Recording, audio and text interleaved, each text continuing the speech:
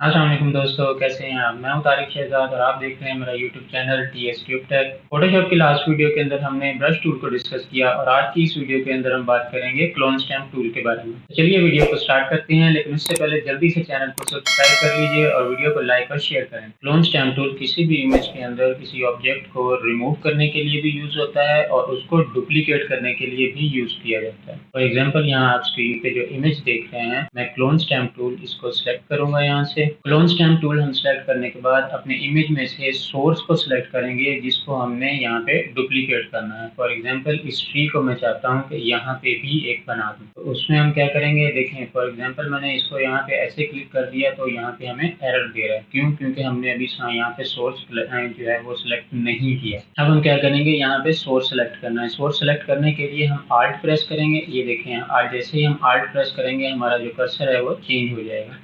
तो मैं सोर्स करूंगा इस ट्री को। यहाँ पे हम माउस के साथ जो है वो क्लिक कर देंगे, लेफ्ट क्लिक। अब हम यहाँ से ऑल्ट को छोड़ देंगे। अब मैं यहाँ पे आके इसको माउस के साथ यहाँ पे पेंट कर देता हूँ। हमारा जो सोर्स था उसी हिसाब से हमारा यहाँ पे ट्री बन गया। तो ये यहाँ पे मैंने इस चीज की डुप्लीकेशन कर दी। अगर यहाँ पे भी हम बनाना चाहें तो इसको यहाँ पे इधर भी ड्रैग कर सकते हैं, ये इस तरह से करके। तो हम अपने इमेज के अंदर जो ऑब्जेक्ट्स हैं उनको डुप्लीकेट कर सकते हैं। अब यहाँ पे एक चीज मैं आपको बताऊं कि मैंने उसी लेयर के ऊपर जो सेम मेरा इमेज था उसी के ऊपर ही मैंने किया है। इसको मैं मूव नहीं कर सकता, इसको चेंज नहीं कर सकूंगा बाद में। तो बेहतर यही है कि आप जो भी काम करें आप लेयर्स के ऊपर काम करें। फॉर एग्जाम्पल मैं यहाँ से नई लेयर बना लेता हूँ एक। यहाँ पे नई लेयर क्रिएट करने के बाद अगर मैं यहाँ पे इस चीज को यहाँ पे ड्रैग करता हूँ और ये यहाँ पे क्लोन करता हूँ इसको, तो ये जो हमारा इमेज जो यहाँ पे क्रिएट हुआ है ये लेयर के ऊपर है, ये देखिए। तो हम इस लेयर को जो है वो चेंज कर सकते हैं, इसको एडिट कर सकते हैं। लेकिन अगर सेम सोर्स फाइल के ऊपर हम करेंगे तो उसको हम चेंज नहीं कर पाएंगे। तो याद रखें, जितना भी काम करना है आपने इमेजेस के ऊपर वो आप लेयर्स के ऊपर करें। लेयर्स के बारे में मैं पहले वीडियो बना चुका हूँ। अगर आपने वीडियो नहीं देखी तो नीचे डिस्क्रिप्शन के अंदर प्लेलिस्ट का लिंक मौजूद है, आप प्लेलिस्ट में जाएं, आप वो वीडियो जरूर देखें। अब यहाँ पे एक चीज और है कि यहाँ पे मेरे पास नई लेयर जो मैंने बनाई है उसको मैंने सेलेक्ट किया हुआ, ठीक है। तो अगर मैं यहाँ से किसी चीज़ का सोर्स यहाँ से लेके दोबारा बनाने की कोशिश करूँगा तो ये देखें यहाँ पे कुछ भी नहीं आ रहा। वो क्यों नहीं आ रहा? क्योंकि हमारी जो लेयर है वो ब्लैंक है और हमने सोर्स जो है वो ब्लैंक लेयर से सिलेक्ट कर लिया, इस वजह से यहाँ पे भी कुछ नहीं आएगा। उसके लिए क्या है, यहाँ ऊपर सेटिंग्स में आएंगे, यहाँ पे तीन ऑप्शन दी हुई है, current layer, current and below layer और ऑल लेयर्स। तो यहाँ पे करंट एंड बिलो लेयर पे क्लिक कर सकते हैं, ऑल लेयर पे भी क्लिक कर सकते हैं, ठीक है। इससे क्या होगा कि हमारा जो सैंपल कलेक्ट होगा, हमारा जो सोर्स सिलेक्ट होगा वो यहाँ से सिलेक्ट होगा, लेकिन हम जो क्लोन करेंगे वो हमारा लेयर के ऊपर होगा, ये देखें। तो इस तरह से हम अपने इमेज का जो सोर्स है वो भी यहाँ से ले सकते हैं। उसके अलावा अगर उसे बनाना चाहें तो नेक्स्ट लेयर जो हमारी नहीं है उनके ऊपर अपना काम कर सकते हैं। तो इट्स अप टू यू, आप कौन सी सेटिंग्स जो है वो यहाँ से सिलेक्ट करते हैं। बेहतर यही है कि आप करंट एंड बिलो पे रखते हैं, या उससे के अलावा अगर करंट पे भी आपने रखना है तो आप सोर्स लेने के लिए आपको लेयर सेलेक्ट करना पड़ेगी। लेयर सेलेक्ट करके वहां से आप सोर्स सेलेक्ट करेंगे, फिर आप दूसरी लेयर पे आके सोर्स आपने पेस्ट करना है वो यहाँ पे कर पाएंगे। उसके अलावा अब आ जाते हैं इसी चीज में रिमूवल की तरफ। फॉर एग्जांपल ये एक इमेज मेरे पास है, मैं चाहता हूँ कि ये जो दो आदमी हैं ये यहाँ से रिमूव करने हैं। तो उसके लिए मैं क्या करूँगा, यहाँ से एक नई लेयर बना के तो हम यहाँ से इसकी सेटिंग्स जो है वो करंट एंड बिलो पे कर लेते हैं। मैं यहाँ से सोर्स सैंपल सेलेक्ट करता हूँ अपना, इसको थोड़ा सा जो है वो बड़ा कर लेते हैं ब्रश साइज को। तो ये हमारा जो इमेज है उसमें से रिमूव हो गए। तो आप अपने इमेज के अंदर किसी भी ऑब्जेक्ट को जो है रिमूव भी कर सकते हैं और उस ऑब्जेक्ट को डुप्लीकेट भी कर सकते हैं।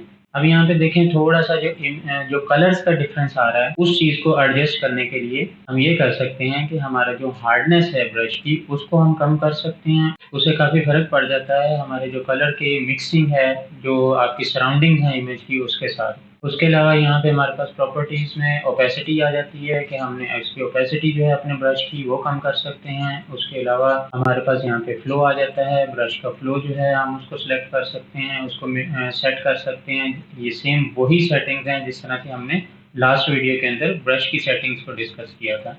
अगर आपने ब्रश टूल वाली इस वीडियो नहीं देखी तो आप नीचे डिस्क्रिप्शन के अंदर प्लेलिस्ट का लिंक मौजूद है, आप पूरी की पूरी प्लेलिस्ट भी देख सकते हैं और उसमें जो ब्रश टूल वाली वीडियो है उसको भी आप देख सकते हैं, ताकि आपका ब्रश टूल का कॉन्सेप्ट जो है वो भी क्लियर हो। जी, अब बात करते हैं सोर्स की अलाइनमेंट की। मैंने यहाँ से ट्री को सोर्स किया, ठीक है, ऑल्ट प्रेस करके। अब यहाँ से मैं इसको पेस्ट करना शुरू करता हूँ अगर, तो ये देखें यहाँ से यहाँ पे ट्री आ गया। अब यहाँ पे अगर मैं करूँगा तो ये देखें मेरे पास यहाँ पे इमेज का नेक्स्ट जो सोर्स है वो नहीं आ रहा, क्योंकि यहाँ पे इमेज ट्री के बाद खत्म हो रहा है। मैं इधर आ यहाँ पे अगर करूँगा तो मेरे पास यहाँ पे फर्दर जो इमेज का सैंपल है वो वहाँ यहाँ पे ड्रैग उस हिसाब से हो रहा है।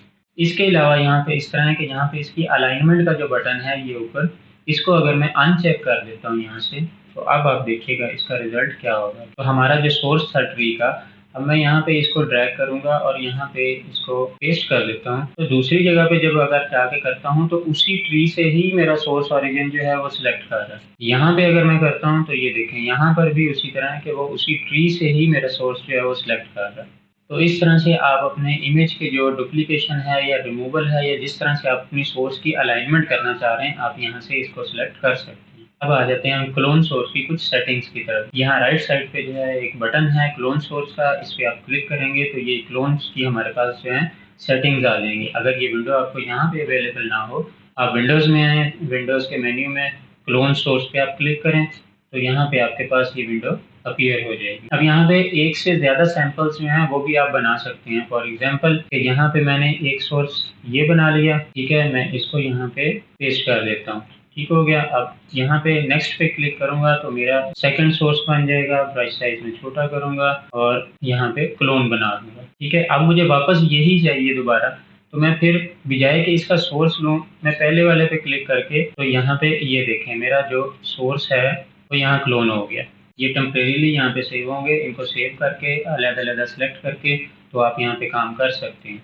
जी, हमारे पास ये एक और इमेज है। यहाँ पे दोनों आईज का जो कलर है वो डिफरेंट है। हमने क्या करना है, हमने इन आईज को क्लोन करना है ताकि दोनों आईज एक जैसी एक ही कलर की हो जाए। अब इस तरह से क्या करेंगे, हम इसको यहाँ से अगर कॉपी करते हैं, इसका क्लोन सोर्स बनाते हैं और यहाँ पे इसको जो है कर देते हैं तो ये देखें अब यहाँ पे क्या है कि दोनों आईज की जो डायरेक्शन है वो एक ही साइड पे है। तो इसके लिए हम सोर्स क्लोन पे आएंगे, सोर्स क्लोन पे आके यहाँ पे हम इसको फ्लिप हॉरिजॉन्टल पे क्लिक कर देंगे, ठीक है। फ्लिप हॉरिजॉन्टल पे क्लिक करने के बाद अब हम यहाँ पे इसका जो है सैंपल लेते हैं। यहाँ से सैंपल लेने के बाद हम यहाँ पे इसको जो है क्लोन कर देते हैं। अब ये देखें, अब इसकी डायरेक्शन जो है वो भी ठीक हो गई, कलर भी सही हो गया और हमारी जो पिक्चर है वो परफेक्ट हो गई। इसके अलावा हम अपने क्लोन का जो है साइज चेंज कर सकते हैं। साइज चेंज करने के लिए हम यहीं पे क्लोन सोर्स में आएंगे। क्लोन सोर्स में यहाँ पे हमारे पास जो है विड्थ और हाइट जो है इसकी वो चेंज कर सकते हैं। 100% से मैंने इसको 50% किया है।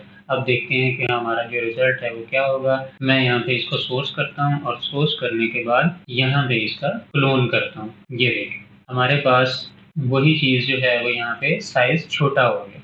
अब यहाँ पे देखें कलर्स का थोड़ा सा इशू है यहाँ पे, तो इस चीज़ को हम कुछ रेजर के साथ भी जो है चेंज कर सकते हैं। हम रेजर टूल जो है उसको सिलेक्ट करेंगे और यहाँ से इसकी हार्डनेस 0 कर देंगे और यहाँ से कुछ हद तक इसको हम क्लियर कर सकते हैं। ये देखें इधर वाला हिस्सा हम डिलीट कर देते हैं, इसको रेज कर देते हैं और ये हिस्सा जो है हमारे शेडो में आ गया। तो ये हमारा इस तरह करके जो इमेज है सही हो गया। बाकी कुछ परफेक्शंस हैं, थोड़ा टाइम लगता है इसको नीट एंड क्लीन करने के लिए।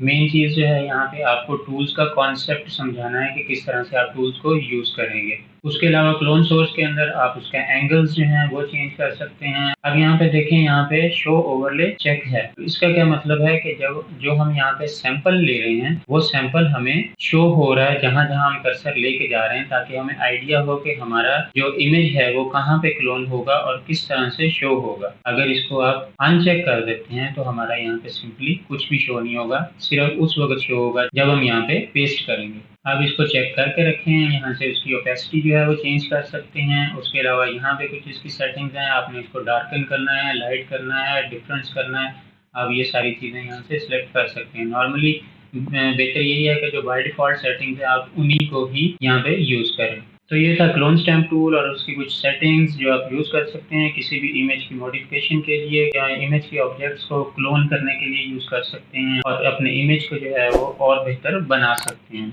आपको वीडियो कैसी लगी कमेंट करके ज़रूर बताइएगा। वीडियो को लाइक करें, वीडियो को शेयर करें और हाँ, चैनल को सब्सक्राइब करना मत भूलिएगा। अल्लाह हाफ़िज़।